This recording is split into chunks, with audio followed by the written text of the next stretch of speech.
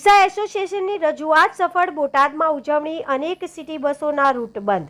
બોટાદ રિક્ષા association દ્વારા લાંબા સમયથી કરવામાં આવતી રજૂઆતને સફળતા મળતા રિક્ષા ચાલકોમાં ખુશીનો માહોલ જોવા મળ્યો હતો.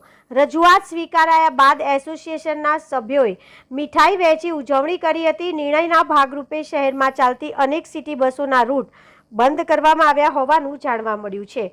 રિપોર્ટર કિરણ ચૌહાણ, ભુબલી. આજે એટલો ખુશીનો માહોલ છે, શું કહીશું? અમે સતત લડત લડી રહ્યા હતા સિટી બસના વિરોધમાં. જે અમે એસપી સાહેબને ગાંધીનગર કોઈ જગ્યા બાકી નથી રાખી કે લેખિતમાં અમે રજૂઆત ન કરી હોય. કલેક્ટર સાહેબને લેખિતમાં રજૂઆત કરી હતી.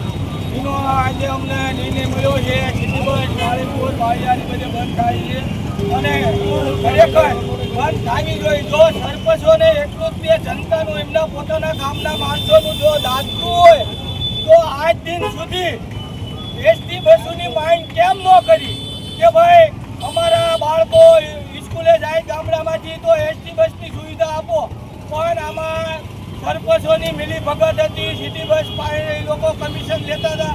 એના હિસાબે ગામડાઓમાં બસો ચાલુ કરવામાં આવી છે. બાકી કોઈ જનતાના લાભ માટે ચાલુ કરવામાં નથી આવી. તો એસટી આટલી બધી ચાલે તો એસટી પાસે માંગ કેમ કરવામાં ન હોય કે ભાઈ અમારા ગામડાઓમાં તમે એસટી બસો વધારો, અમારા બાળકો સ્કૂલમાં જાય, હોસ્પિટલમાં દર્દીઓને જવાનું હોય તો સુવિધા તો મળતી નથી કોઈ.